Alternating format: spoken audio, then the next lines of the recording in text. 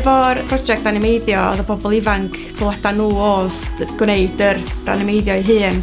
A wedyn be oedden nhw'n wneud oedd defnyddio clai a wneud gwahanol modules a ballu a gwneud lluniau o gwahanol lonydd a bob dim yn cael ei roed at ei gilydd yn diwadd efo yr can oedd nhw wedi wneud fyny yn cychwyn ar-lein. Dyna sy'n wnaethon ni ddod i wneud yr fideo nhw eto go. The project was to raise awareness about homelessness and housing options. So the sessions were really to get a conversation started really and challenge some stigmas about homelessness and young people's perception of homelessness.